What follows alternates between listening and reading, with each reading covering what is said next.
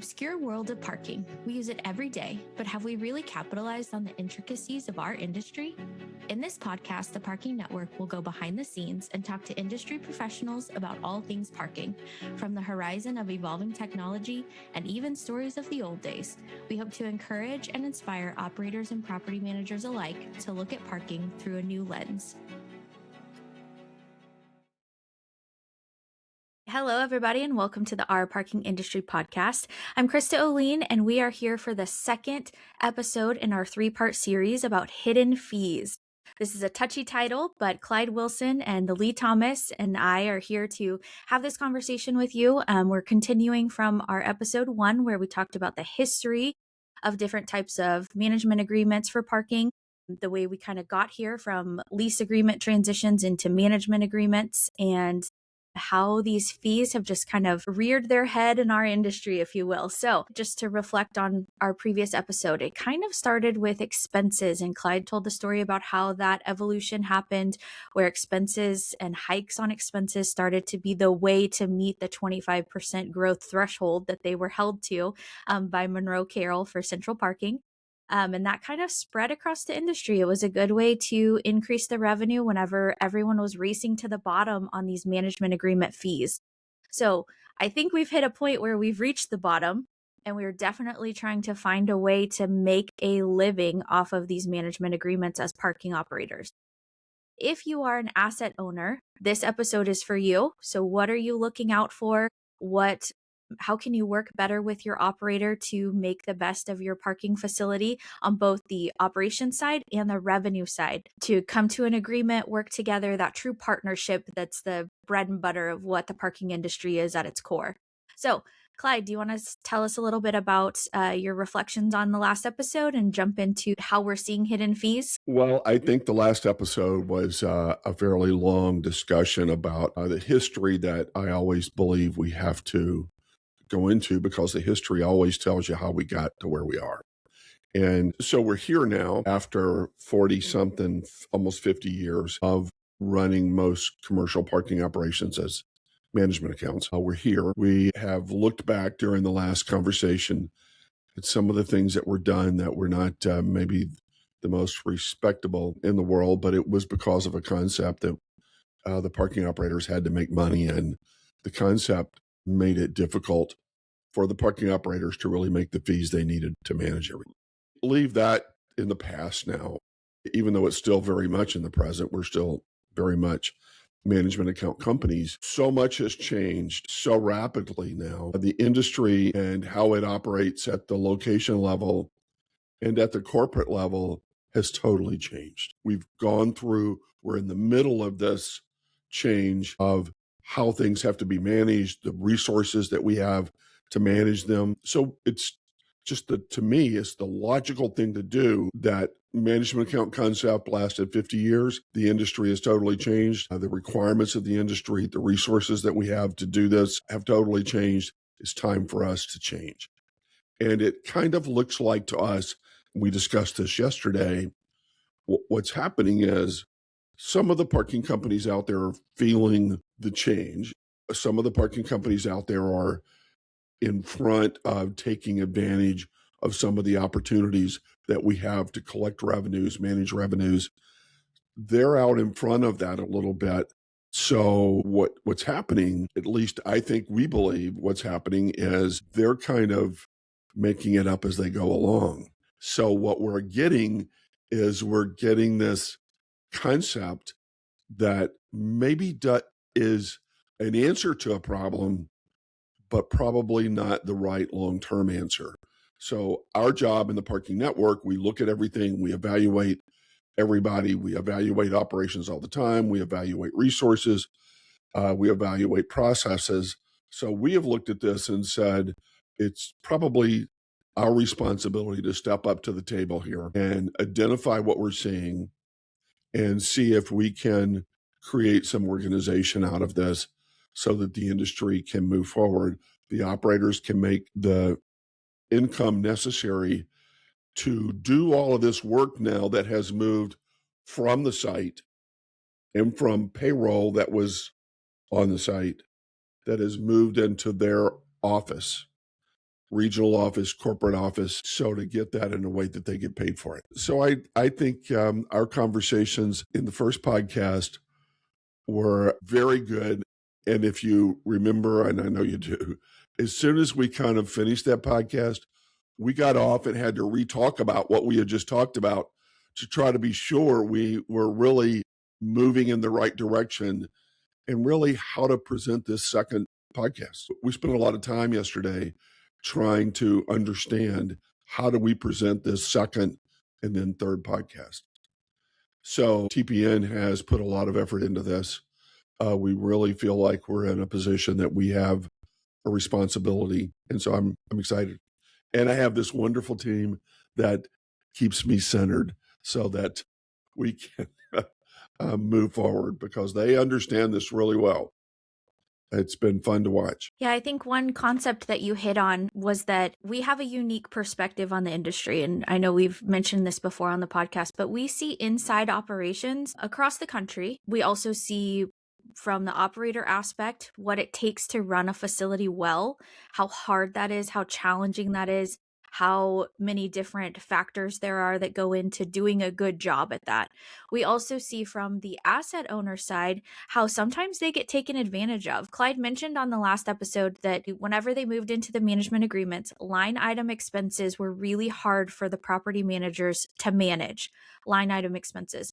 And what we're seeing now is that it's not only line item expenses, but now it's line item revenues that property managers are having to understand and review every month and be sure that everything's headed in the right direction. And that's hard.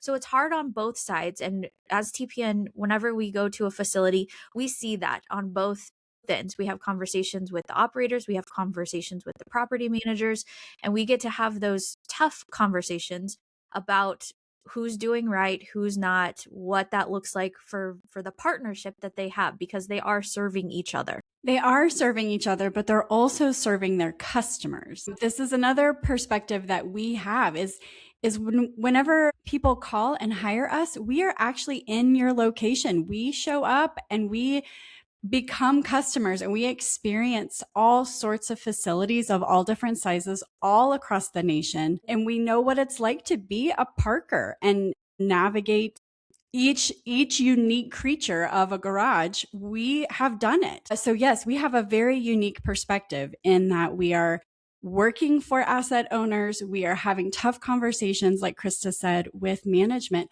but we also are parkers. Can you tell the story, Lee, about the Midwest garage and y'all's experience? Yes, that was an auditing project that Clyde and I, we got to be the on-site team together. And we showed up a couple of days before the audit meetings.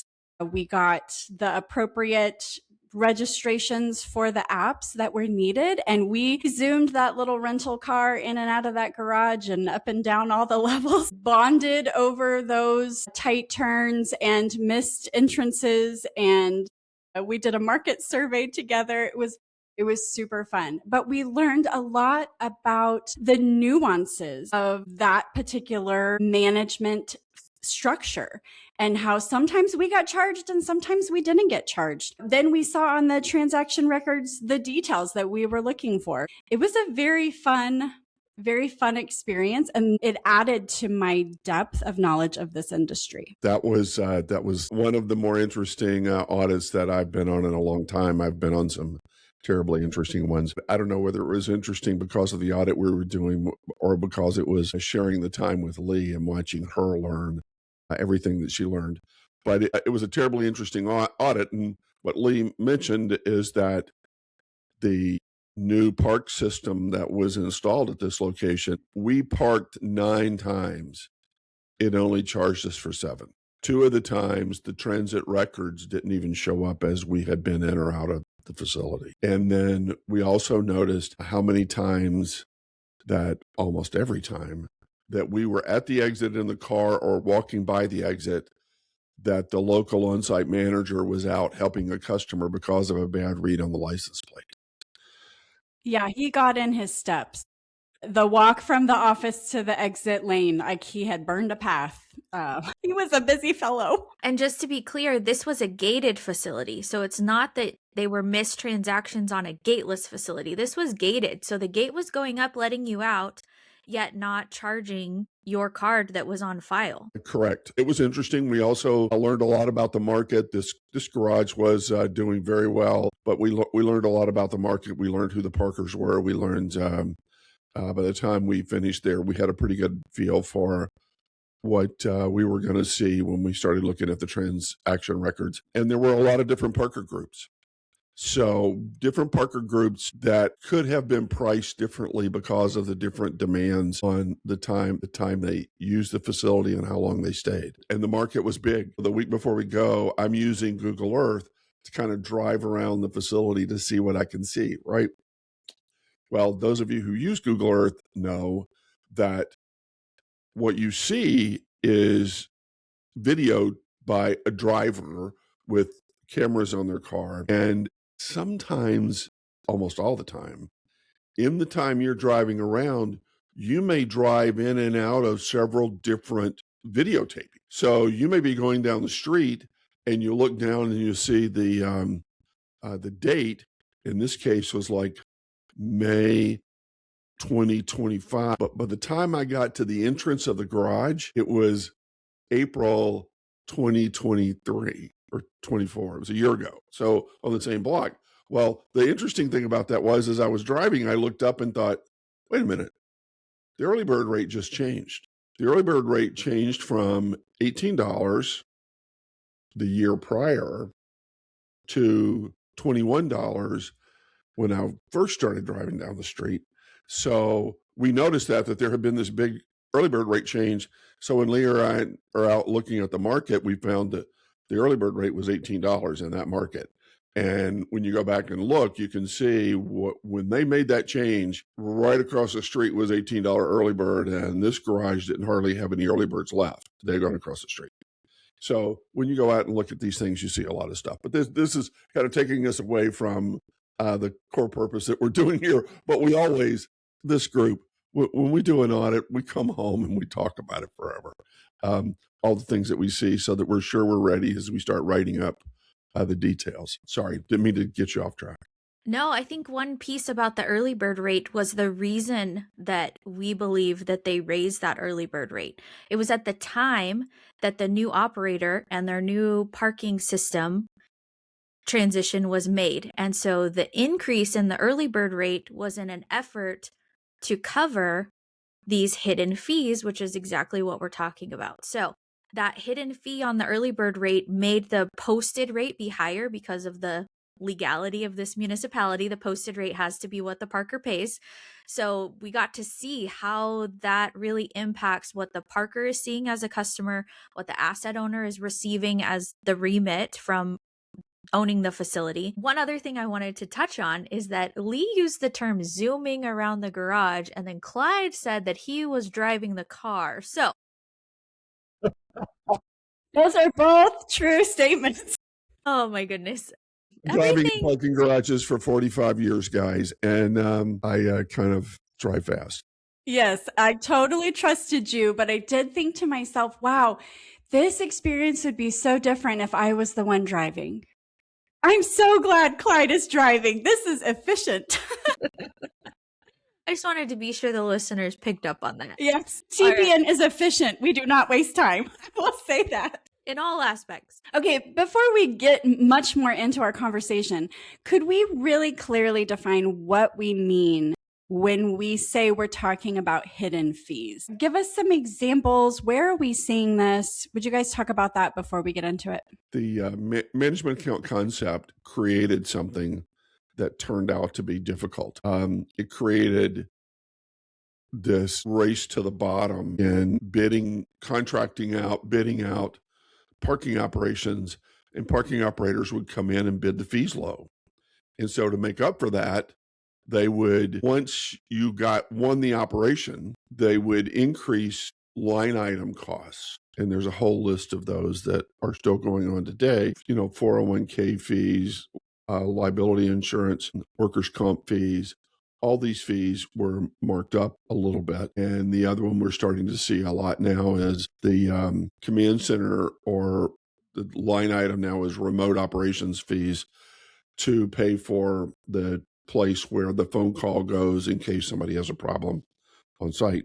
So we're seeing that fee in there. And I know we see it in a lot of places that we know there's 24 hours a day of management service. Nobody's calling anybody. The customers don't call offsite. They're talking to somebody on site. So there's a lot of this. This hidden fee or hidden cost has been going on for a while. What we're seeing now, where parking revenues are coming on site, where they're offsite, where they're managed now by the parking operator through e-commerce, they're charging for that service too. And in some cases, we've noticed that the fee is added on to the receipt that the customer gets, but it's not reflected in the management statement at the end of the month. It's not included in the revenue there, so it's a hidden fee. The parker pays the fee, the landlord never sees the income, and we think that has a bad future to it. There's some long issues we could talk about that. Yeah, I think going back to kind of the thesis statement that we laid out in episode 1 is that hidden fees are an indicator that operating agreements need to be modernized to meet the needs and address the challenges of this newly digitized industry. So, we originally saw the hidden fees kind of get added on with expenses and some other examples of the expenses. Like that's kind of how the evolution started with this hidden fee concept. Another one I heard recently was that a new line item popped up that hadn't been there before on this particular asset manager's P&L that they received. And it was the charge for Microsoft. So he was kind of like, oh, hey, this new thing showed up. So he's really managing the line items. So that was an interesting one that I feel like, you could have tucked that in somewhere, but you made it an individual line item. And so it really stood out when it hadn't been there before. Yeah. But whenever we think about digitization, we did a presentation about this at NPA. There's a lot of opportunity with digitization. Some people think that this whole digitized technology world, there should be no people in the facility anymore. Well, the trade-off is that you have to pay for the support that's needed at the facility somehow. So if there's not a physical person, okay, well, then the remote management that Clyde was talking about, the call center, that has to be charged. But what we're seeing is that we're still doing both. We're basically double dipping. We're having the call center, but then we're also still having 24/7 personnel on site at the location. So I think it has to be one or the other. And then as far as revenue goes, the idea of digitizing the parking process, this e-commerce that's being done on site by reserving a space ahead, all the big hitters that came into play whenever that got really popular.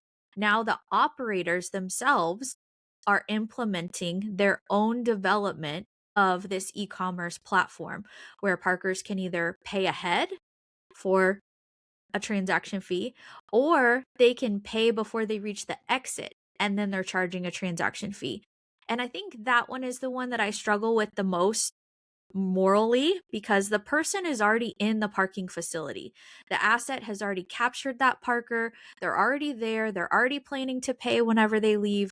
But now we're giving them the opportunity to scan a barcode or scan a QR code, in the elevator, in the lobby, on a pole in the garage. That then the asset is losing a transaction fee for that parker that was already there. Whereas if they would have just driven to the exit, followed the normal protocol of a parking transaction, they would reach the exit and they would pay the full remit to the asset owner instead of having to split it between the asset owner and the operator whenever the operator didn't actually do anything except post a QR code, right?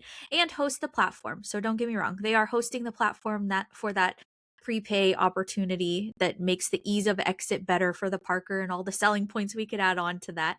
A lot of times in our conversations with the asset owners, what I really struggle with is that the asset owner never said yes or no to having that opportunity at their location.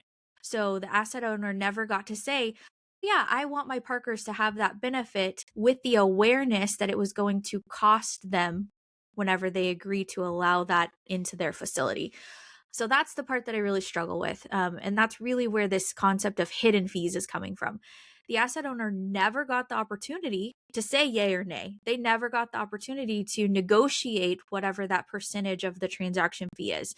they were left out of that. And that's where the integrity part of this conversation really hits home for me. So there are many different hidden fees that we can talk about, but that's the one that really kind of gets under my skin a little bit. Well, I think it is what prompted us to have a lot of conversations, because we understand managing the facilities and we understand the processes that are changing. But when you start hiding fees, even more so than we ever did before, it becomes a problem for us as an audit company, that this to us has to come to the surface. I think the good thing I want to say about this is that as we have watched an industry change, what we're really seeing is an industry that is making a giant move from the past: cash, tons of people on site in a management account where all of that payroll was paid for through the ownership structure. We're seeing this transition now to where it's a e-commerce purchase, e-commerce system that's not managed on site to some degree, or not performed on site.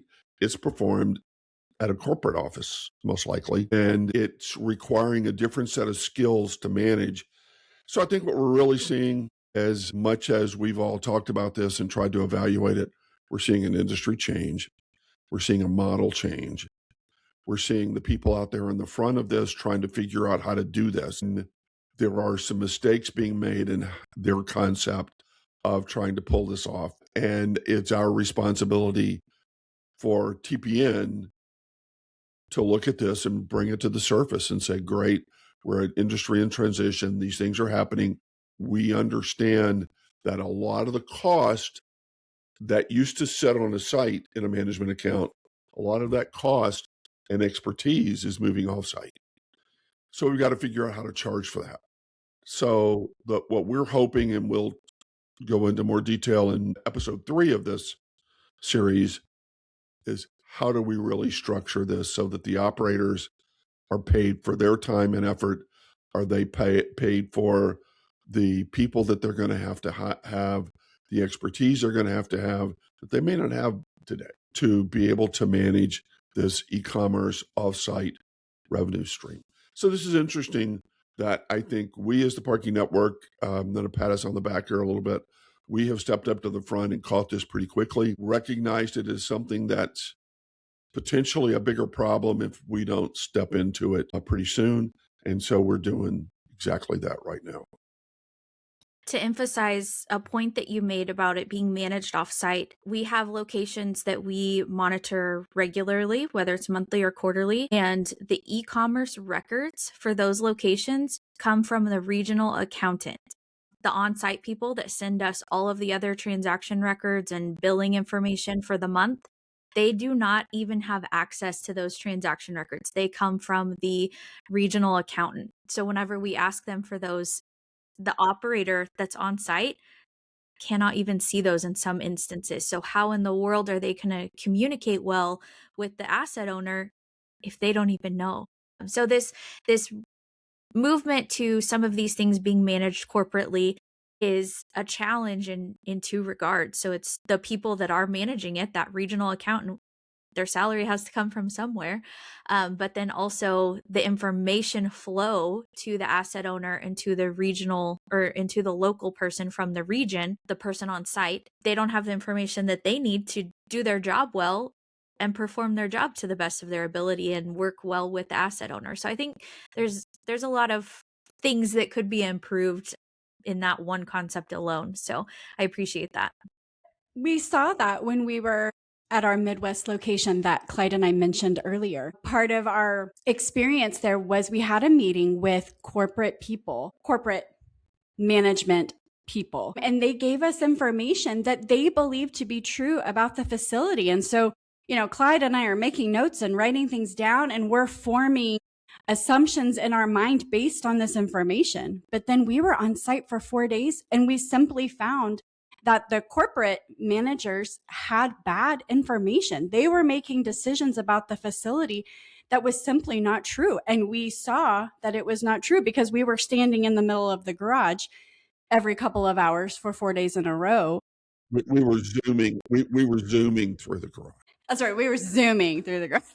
So that's true. There is a disconnect. And I think one of the things that TPN is advocating for is some standardization to improve the communication and improve the quality of information that is being relayed from local facility to the corporate headquarters where decisions are now made. We're going to have the standardization. It's going to have to come along pretty soon. I thought the interesting thing that was said was that the regional office managing the e-commerce sales that were going on in the site, not even being involved in it, under the management account concept, that was never considered. The old management account contracts, and there are still some of them around today, are very explicit about offsite payroll not being allowed to be charged back to the location, which meant in my day, a few years ago, 30 or so, if my site needed something, a level of experience that the people on site didn't need, then it needed my time. But we weren't allowed to charge my time back to the operator. So guess what? We didn't spend a lot of time on it. And that transitioned into the model over the years. So we're still seeing that today. But just like what Krista said, if there's a regional office having to manage this e-commerce, and I'm telling you, as we do the audits, we look at the e-commerce information that's provided, and it's difficult to manage. So if it's going to be managed, it's going to be terribly time consuming, which leads into a whole nother podcast that we'll talk about later. But that whole concept is making this added to the time that the operator has to spend to people who are not working on site, and expertise that the operator has to have that they're not on site. So, I think all of these points are great. It's bringing us to the realization that as you and I talk about this, the time has come. We can't let this go any further. We need to start molding this. I don't have any problem with anybody making the money that's appropriate for what they're doing. We want them to. And parking operators over the years in the past really struggle with being able to do that. Well, now that is even worse today as you start moving this off-site. So what you're seeing for us, we feel this terrible need. We come back from the audits and we all sit here and talk about them over and over and take them apart and look at them because we want to be sure that we then provide good, useful information. And we're at a point now with these, we've looked at enough and we see enough. I'd like to say we do, but we're not going to take the position that we have the right answers. We're going to take the position that we see a problem that is only going to get more difficult in time if we don't step in and start helping the parking operators guide this the right direction. So that's, we're not there yet. We're a long way from it probably, but I really am proud of us as a team that we are willing to step up and see if we can help move this forward. Absolutely. So in your facilities, if you are an asset owner, you are probably experiencing inflated expenses, as much as we don't like to think about it, and deflated revenue that you may not even be aware of. And so taking both of those, they really cause the scale to be out of balance. So we want you to have the information that you need so that you can ask those questions, hold your operator at a high level of accountability of managing your facility, remit the revenue that you as the asset owner should be remitting. I think one of the major things from last episode that really made sense to me was that this problem started to arise whenever we went from local parking operators that really knew their town, knew their community, knew their parkers, knew the markets, knew people, knew the people that they were working with, had really solid relationships. So now we've kind of stretched ourselves thin by being nationwide companies and not being super familiar with the region on the West Coast because we're located on the East Coast, and just the nature of being a nationwide company and how difficult and challenging having a big conglomerate of locations can be and how to better manage those. So can we rewrite these agreements so that we can manage things better, so that we can serve our asset owners better without inflating expenses and deflating revenue? So that's what we want to avoid. We want to come to a common ground. We want to work together, provide the best service possible, while also, as parking operators, getting what you need to perform at that high level for your asset owners that you're working for. Please join us next time. We will be discussing solutions or opportunities that we see to help improve this concept of hidden fees, how we can come back from it, different things we can put into place to start improving the integrity of what we're doing here in the parking industry. So we hope you'll join us back on this 3-part series. This is episode 2, and hope you join us back for episode 3. To quote one of the greatest business minds of our time, Charles Munger, he said, "The best thing a human can do is help another human being know more." Here on our Parking Industry Podcast, we want to provide knowledge and resources. If you heard something that sparked your curiosity in today's episode, please reach out on our socials at TPN Consulting. You can find us on LinkedIn, Facebook, YouTube, and Instagram. Don't forget to subscribe and follow. See you next time on Our Parking Industry.